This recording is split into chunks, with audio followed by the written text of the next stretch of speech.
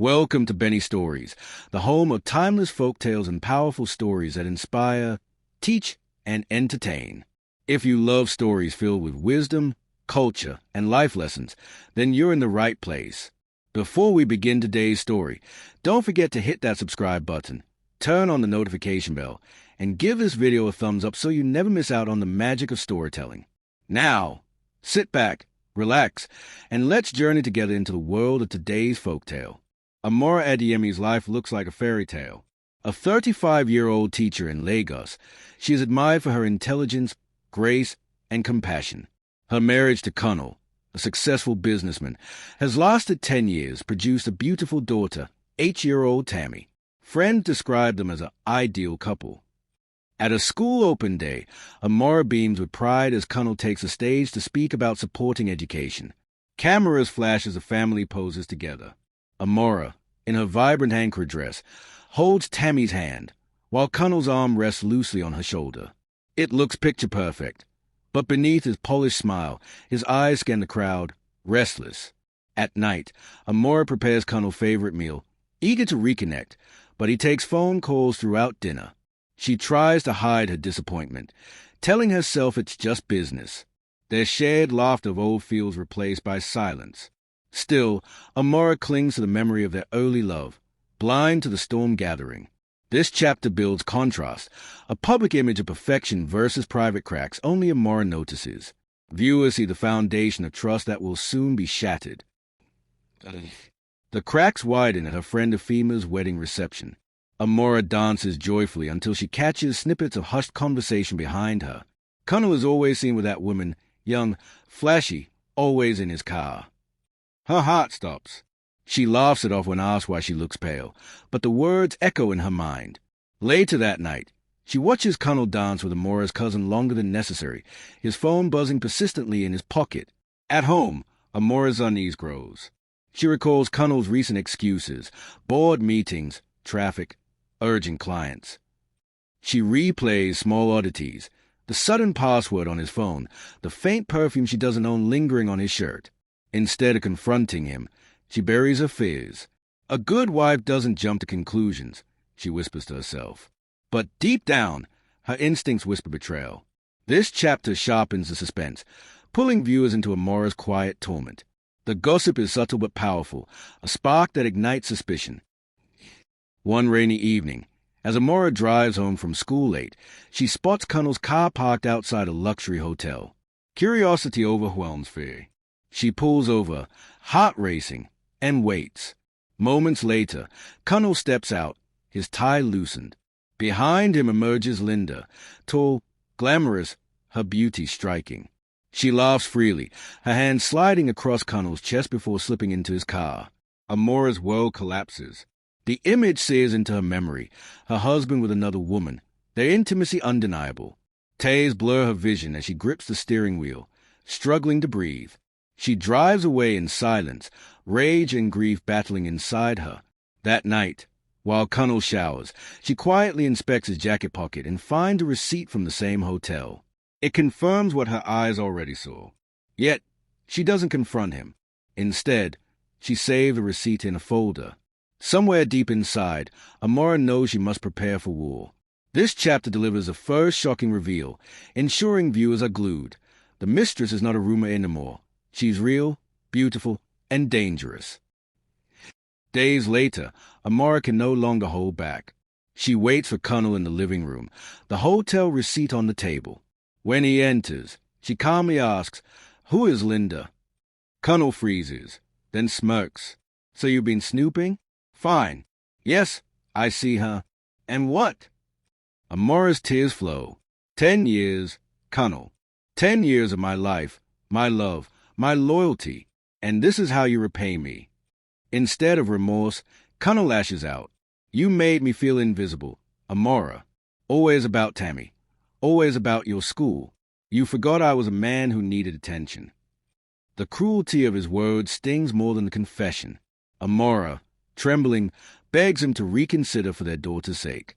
Colonel walks out, slamming the door, muttering, "Maybe Linda knows how to treat a man."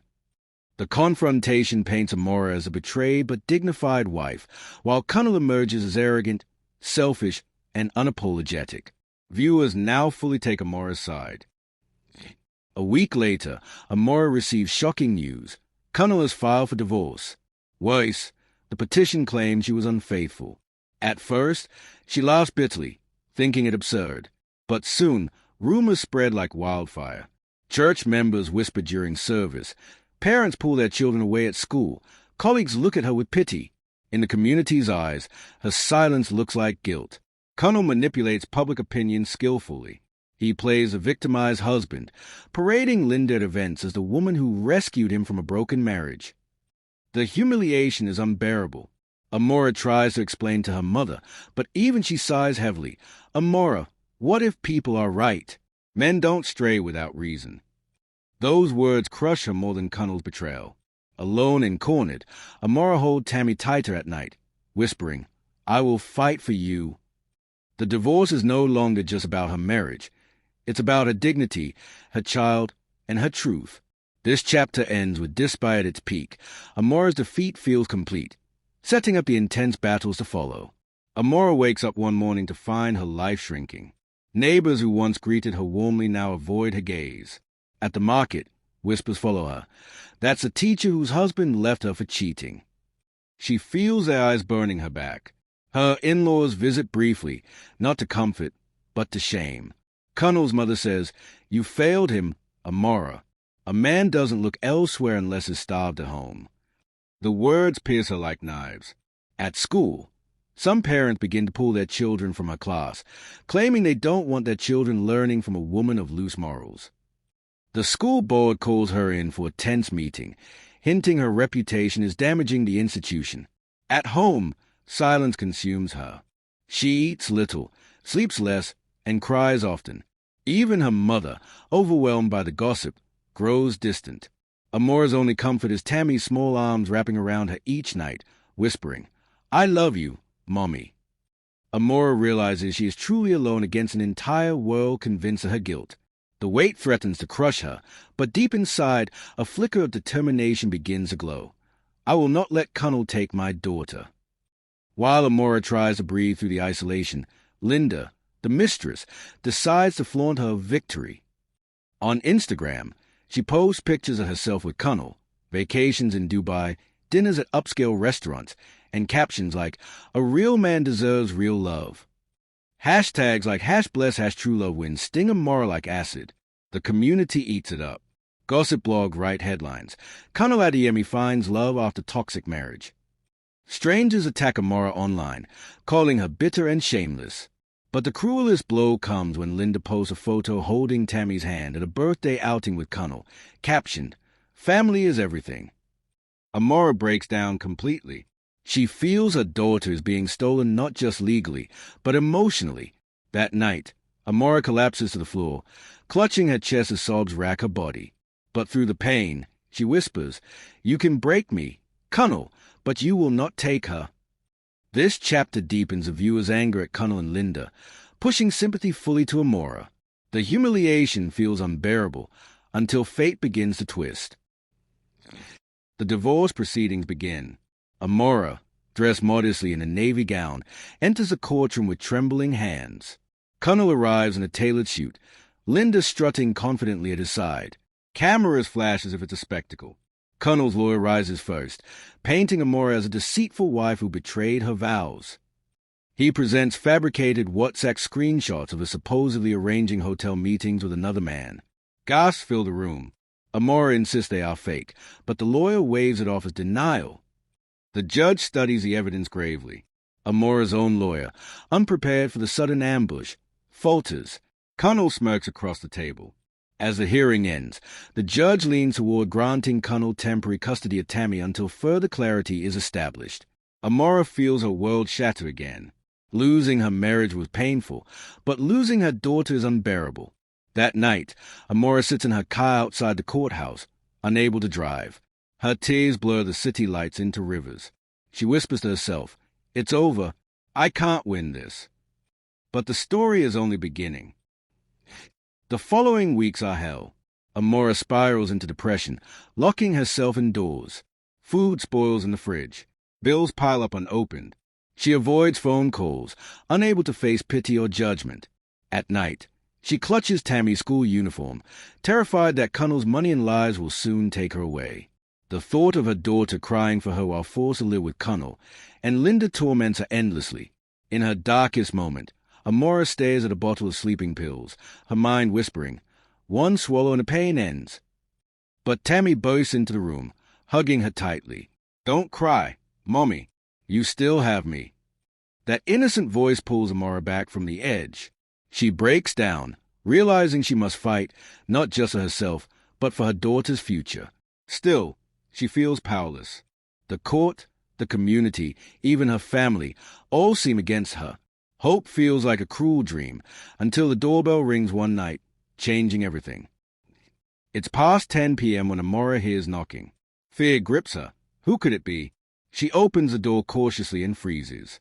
Standing there is Linda, the mistress, her face streaked with tears, makeup smeared. She looks nothing like the glamorous woman from Instagram. Her hands tremble as she says, "Amara, please, I need to talk to you." Amara nearly slams the door, but something in Linda's broken expression stops her. Reluctantly, she lets her in. Inside, Linda collapses onto the couch, sobbing uncontrollably. Through choked breaths, she confesses. Connell promised a marriage but abandoned her the moment she revealed she was pregnant. Worse, he used her to destroy Amara's reputation, faking chats and bribing contacts. Linda pulls out her phone and plays an audio recording. Connell bragging to a friend about how easy it was to frame Amara. "The full judge will eat out of my hand. Amara will lose everything, and I'll walk free with the child support." Amara's jaw drops. For the first time, she holds a weapon that could save her. The mistress who once seemed her greatest enemy is now the only one who can prove her innocence. Amara and Linda sit across from each other in silence, the air thick with awkwardness. Two women bound by betrayal, once enemies, now strangely tethered by shared wounds. Linda finally breaks the silence. Her voice cracks as she admits, "I thought Connell loved me. He promised marriage, a future, but he discarded me like trash. I was blinded by his charm, but he used me to destroy you." Amara's anger simmers, but instead of screaming, she listens. She sees a reflection of her own pain, another woman deceived by the same man. Through tears, Linda hands Amara screenshots of bank transfers, messages from Connell plotting against her, and recordings where he boasts of bribing his lawyer and forging evidence. Each revelation stuns Amara. For the first time in months, Amara feels a heavy cloak of defeat lifting. She whispers, "You've given me back my fight." Two women, once rivals, become unexpected sisters in pain, determined to bring Connell down together. Armed with Linda's evidence, Amara meets her lawyer again. This time, she walks into his office not as a broken woman but as a warrior. She spreads the documents on his desk, proof of Connell's corruption. Her lawyer's eyes widen. "This changes everything. Amara. With this, we can turn the case around." Word spreads quietly among her old friends that Amara may not have been guilty after all. Neighbors who once shunned her now avoid her gaze in shame. Some approach timidly with apologies. Amara also begins to heal internally. She starts eating again, sleeping better, even laughing with Tammy. For the first time in months, she feels like herself. She and Linda meet often, sharing stories and tears. Linda admits she never wanted to hurt Amara. She was just blinded by Connell's lies. Amara, though not ready to fully forgive, begins to see Linda as more than a rival. She is an ally in the fight. This chapter shows Amara rising from the ashes, gathering inner and outer strength for the battle ahead. Court resumes. The atmosphere is tense, reporters crowding the hallway, flashes of cameras blinding Amara as she walks in. But this time, her steps are steady, her head high. Connell enters with his usual arrogance, Linda absent by his side. He smirks at Amara, certain she's still the defeated wife. But when the hearing begins, Amara's lawyer drops the bombshell. "My client presents new evidence, recordings, financial documents, and eyewitness testimony proving that Mr. Adeyemi fabricated evidence, bribed officials, and manipulated the court." Gasps ripple through the courtroom. Connell shifts uncomfortably for the first time. The judge listens as the lawyer plays a recording of Connell bragging about framing Amara. His smug voice fills the room. The judge will eat out of my hand. Connell's composure cracks. His face hardens as murmurs grow louder. Amara watches him squirm with quiet strength. For the first time, the battlefield is shifting in her favor. The courtroom doors swing open and Linda walks in. Gasps fill the hall. Everyone expected her to sit beside Connell. Instead, she walks toward Amara's table, head held high. When she takes a stand, her testimony is devastating. Connell promised me marriage. He asked me to lie for him. He forged messages, made me believe Amara was a problem, and used me as a weapon against her. But I refused to live as his pawn in the mole. Her voice trembles but grows stronger with each word. She recounts his manipulations, showing text messages where Connell coached her on what to say. She plays a recording of him threatening to abandon her as she refused to help. The courtroom buzzes with outrage. Journalists scribble furiously. The judge leans forward, his expression darkening as the truth unfolds. Amara watches, tears in her eyes. The woman who once destroyed her marriage now defends her dignity. In that moment, enemies truly become allies. With Linda's testimony and the evidence laid bare, Connell's carefully constructed lies unravel like cheap thread. His lawyer fumbles, objecting weakly, but the damage is irreversible. Bank records reveal his secret accounts. Voice recordings capture his schemes. Witnesses, emboldened, step forward to admit they were bribed to spread rumors against Amara. Connell's mask slips completely. He pounds the table, shouting, "They're all lying. This is a conspiracy." But his voice shakes, betraying fear. The once proud businessman now looks desperate, cornered. The same community that mocked Amara now whispers about his disgrace. Cameras zoom in on his sweating face as headlines form in real time. Connell Adeyemi exposed. Amara sits silently, strength radiating from her. She has no need for anger or revenge. The truth is speaking for her. The chapter ends with a powerful image, Connell's empire collapsing, while Amara rises, her innocence finally shining through. The judge leans back in his chair, silence filling the courtroom. He clears his throat and delivers a verdict. After reviewing the evidence and testimonies, this court finds Mr. Connell Adeyemi guilty of defamation, manipulation of evidence, and attempted perjury. Custody of the child, Tammy, is granted solely to Mrs. Amara Adeyemi. Mr. Adeyemi is further ordered to pay damages. The room erupts, gasps, whispers, flashing cameras. Amara's breath catches, tears welling as she clutches her daughter's small hand. Tammy looks up at her, whispering, "We won, Mommy." Connell, red-faced, bangs his fist on the table, shouting that the system is corrupt. Security officers restrain him as he storms out, his once perfect image in ruins. Linda, sitting quietly in the back, nods at Amara with relief. The woman she betrayed is now free because she chose truth. Amara walks out of court not broken, not bitter, but victorious. News spreads like wildfire. Headline floods social media. Connell Adeyemi exposed in court scandal. His business partners cut ties, clients withdraw, and within weeks, his empire collapses. Once admired, Connell is now mocked as a liar and fraud. The same society that believed his lies now turns against him. He is seen alone in public, hiding from reporters. Linda quietly leaves the spotlight. Though scarred by the affair, she finds some peace in exposing Connell. She and Amara share a final coffee together. Linda whispers, "I'll never undo the pain I caused you, but thank you for letting me help you fight back." Amara nods. "We were both his victims. Go live your life." Amara's forgiveness, though not complete, becomes a powerful act of closure. With the legal war behind her, Amara begins to heal. She redecorates her small home, painting the walls bright colors with Tammy by her side. Laughter slowly returns to their evenings. At school, parents apologize for doubting her. The board reinstates her with full honors, and her students shower her with gifts and flowers. Amara realizes her dignity, once shattered, has been restored tenfold. Church members who once whispered about her now ask her to share her story. Women approach her privately, telling her she gave them courage to leave abusive marriages. Amara pours herself into rebuilding, not just her reputation, but her identity. No longer defined as Cunnell's wife, she is Amara, a strong, resilient woman and mother who refused to be defeated. Amara transforms her pain into purpose. With encouragement from supporters, she launches a foundation called Voices of Innocence, dedicated to helping women wrongfully accused in marriages and custody battles. Linda joined quietly as a volunteer, helping women find legal aid. The two women, once enemies, now stand together as allies for others. Amara's story spreads beyond Lagos.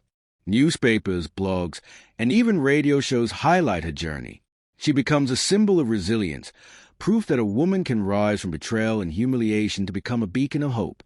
Tammy beams with pride as classmates say, "Your mommy is a hero." Amara realizes she has not only fought for herself but for her daughter's future. Months later, Amara stands on a stage at a women's conference. The hall is packed with women, young and old, listening intently. She shares her journey. "My divorce looked like defeat.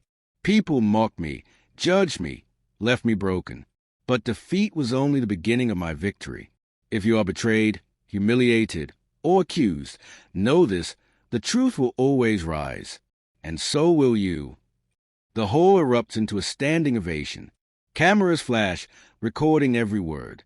Tammy watches from the front row, clapping proudly, her smile brighter than ever. The final image is powerful. Amara, once a broken woman in tears, now radiant, strong, and celebrated, not because of the man who tried to destroy her, but because she refused to stay down. Her pain became her crown.